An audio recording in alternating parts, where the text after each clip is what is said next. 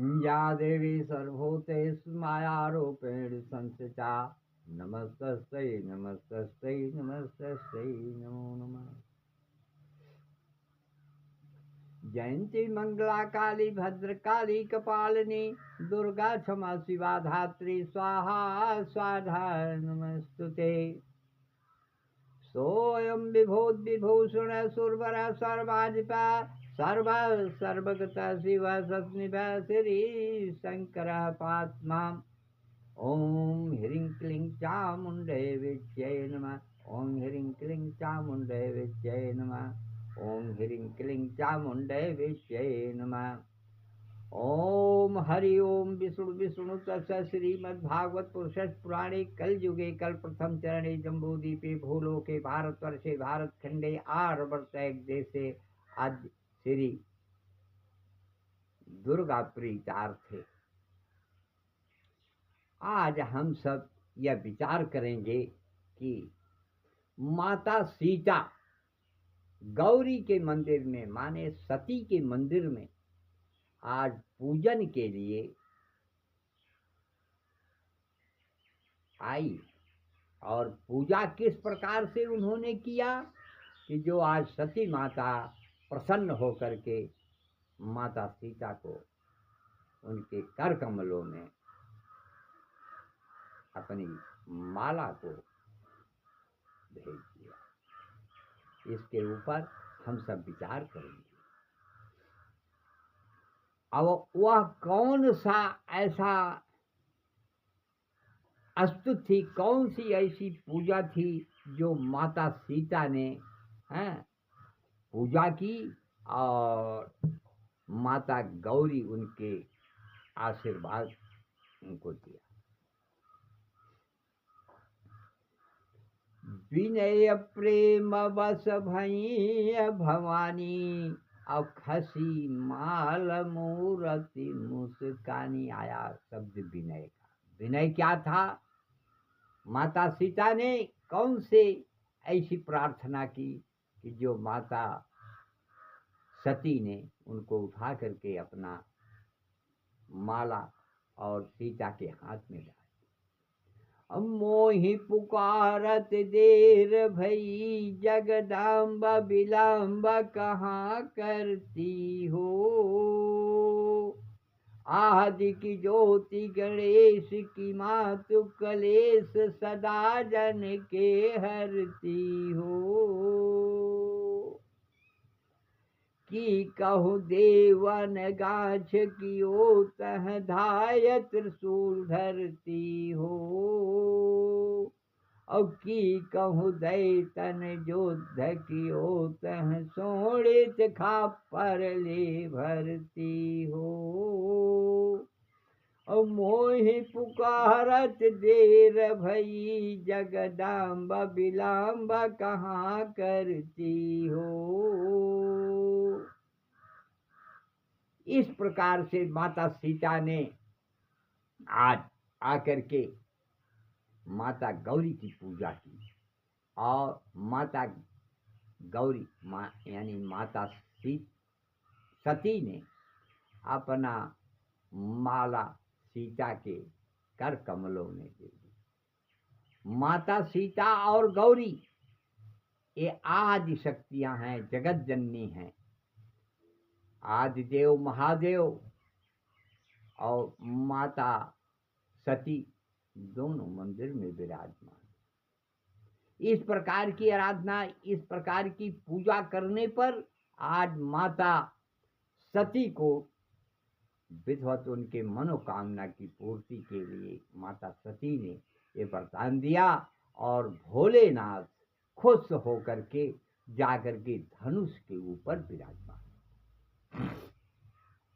ये सब बातें जो हैं, अब यह स्थिति देख करके माता सीता के मन में बहुत बड़ी प्रसन्नता, बहुत बड़ी खुशी का उत्साह हुआ। वह खुशी इस प्रकार से थी कि मुझे आज सांवला भर जो है, मुझे माता के आशीर्वाद से भगवान विष्णु राम के रूप में आज अवतार लिए हैं और हमको प्राप्त होंगे। यह अपने अंदर आत्मा में, अपने हृदय में धारण करके और विष्णु भगवान की मूर्ति लेकर के कर कमलों में आज अपने घर जा रही हैं सीता सखियों के साथ। जा तो रही हैं, लेकिन जा कैसे रही हैं, इस पर यह सोचिए, इस पर विचार करना है। अरे विनय प्रेम बस भई भवानी, और खसी माल मूर्ति मुस्कानी। मूर्ति हंसी और माला अर्पण किया और विष्णु भगवान की मूर्ति कर कमलों में लेकर के सीता जी मंदिर से बाहर निकल करके आ रही हैं और अपने घर सखियों के साथ जा रही है। इतने में वो विष्णु भगवान की मूर्ति जो है अंदर सीता ने अपने हृदय में रखा और कर कमल में, कमल रूपी एक कर में रख करके मूर्ति को देखते हुए और मूर्ति से मुस्काते हुए खुशी के आनंद में विभोर होकर के आज माता सीता घर को जा रही। तब वहां थोड़ी सी बात यह है, इस समय अभी सीता जी के न तो जयमाल पड़ा है और न तो उनको सिंदूर दान हुआ है। इस समय सीता जी हैं कैसी?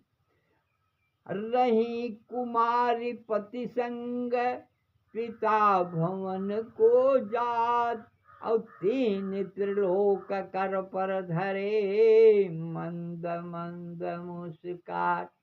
आज सीता जी तीनों त्रिलोक के स्वामी भगवान विष्णु को अपने कर कमलों में लेकर के रखी हैं और इस समय सीता को न तो जयमाल पड़ा और न तो सिंदूर दान हुआ है। वो क्या है? कुमारी।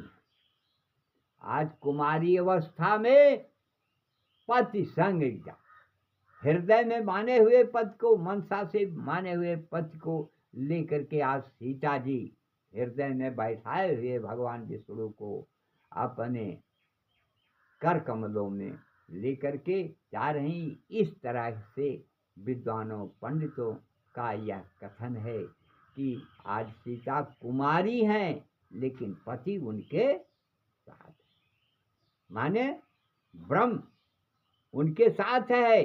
सीता माने क्या? पति पत्नी का रिश्ता, यानी यहाँ भक्ति और भगवान का रिश्ता है। वहाँ विष्णु भगवान की मूर्ति उनके कर कमलों में है और भक्ति रूपी सीता, भक्त रूपी सीता आज वो अपने मन में भक्ति में मगन होकर के, भगवान में रमते हुए अपने मन में मगन होकर के आज माता सीता भक्ति में एकदम लीन होकर के, जैसे भगवान भोलेनाथ कुंभज ऋषि के पास जाकर के भक्ति में लीन होकर के उनको शुद्ध बुद्ध भूल गई, वैसे माता सीता को भक्ति में लीन होकर के भगवान विष्णु के रूप को देख करके मगन होती हुई, शुद्ध बुद्ध को भूलती हुई अपने घर को जा रही। वहां जाने के बाद दूसरे दिन स्वयंवर आता है। स्वयंवर आता है, उस स्वयंवर में राजा जनक ने, वैसे निमंत्रण तो राजा जनक ने किसी को नहीं दिया था, निमंत्रण भेजा था तो सिर्फ एक विश्वामित्र को, साधु संतों को, और ऐलान किया था, अनाउंस किया था कि ये सीता सुंदरी, मैं अपने लड़की सीता का विवाह उसी से करूंगा जो ये धनुष को उठा करके खंडन करेगा, तोड़ देगा, उसी के साथ मैं सीता का विवाह करूंगा। यह बात अनाउंस हो गई थी, लेकिन ये निमंत्रण किसी को नहीं दिया था। ये सुन करके आज विश्व मोहिनी सीता को पाने के लिए, विश्व मोहिनी सीता को पाने के लिए बड़े बड़े राजा, बड़े बड़े विद्वान पंडित और सब आकर के आज उस राजसभा में बैठे। उसमें रावण भी, अहंकारी रावण, कुंभकर्ण, ऐसे ऐसे महान योद्धा, महान देवता लोग भी मनुष्य का रूप धारण करके आकर के बैठे। लेकिन बैठे हैं, सबकी भावनाएं और विचार अलग अलग। उस धनुष यज्ञ में आए हुए जनकपुर के नर और नारी भी सब आए, नर और नारी। अब यहाँ भगवान को जो देखता है तो मोहित हो जाता है। उसमें ये कहा गया है कि जो देख रहा है वो मोहित हो रहा है। मोहित कौन?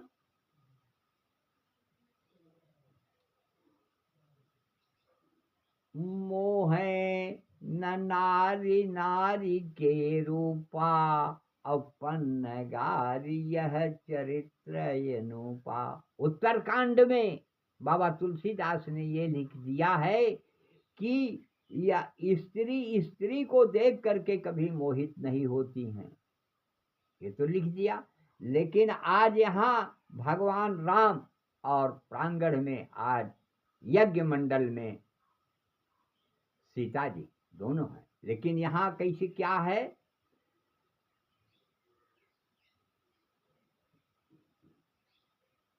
मोह रूप देखी सब नर नारी। यहाँ कौन कौन से हैं? पगधारी, भगवान राम पगधारी। इनका नाम कैसे पड़ा? जब ये अहिल्या को लात से मार करके तारे थे तो उस समय से इनका नाम एक है पगधारी। अब यहाँ स्त्री और पुरुष दोनों देख करके मोहित हो रहे हैं। क्या? रंगमंच जब सिय पगुधारी, अमोह रूप देख सब नर नारी। अब बताइए, एक बार तो बाबा तुलसी ने यह कहा कि स्त्री स्त्री के रूप को देख करके नहीं मोहित होती। लेकिन आज जनकपुर की सभी स्त्रियां और सभी पुरुष एकत्रित हुए हैं। बहुत बहुत से राजा, बहुत बहुत से देवता सब एकत्रित हुए हैं। लेकिन आज उस स्थिति को देख करके यहाँ बाबा तुलसी ये भी लिख रहे हैं, रंगमंच जब सिय पगुधारी, अमोह रूप देखी नर नारी।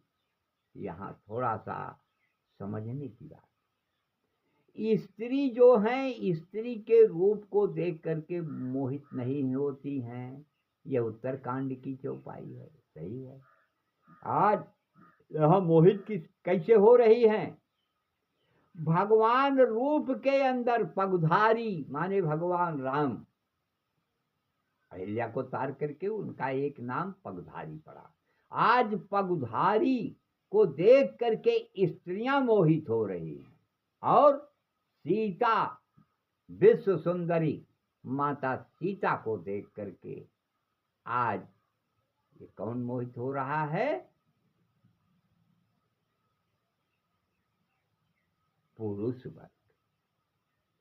जबकि उसमें बहुत से लोग विद्वान, बहुत से पंडित, बहुत से आचार्य, बहुत बहुत बड़े विद्वान देवी देवता सब एकत्रित हुए हैं। 33 करोड़ के देवी देवता जितने हैं सब आज मंडप में। आज देवियां जो हैं, आदि शक्ति जगत जननी जगदम्बा, हाँ, आज अपना विकराल रूप धारण किया है, जो कि सृष्टि है।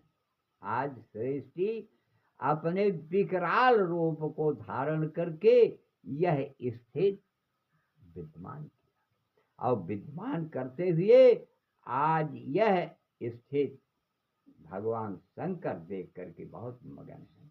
और वो तो धनुष पर जाकर के बैठे। इसमें बहुत से योद्धा, बहुत से वीर जाकर के धनुष को उठा रहे हैं, लेकिन उठा नहीं पा रहे। रावण भी आया धनुष के पास उठाने की भावना से। उस समय भगवान भोलेनाथ ने रावण को कहा, ए रावण सुन, तुम मेरा भक्त है जरूर, लेकिन धनुष के पास मत आना।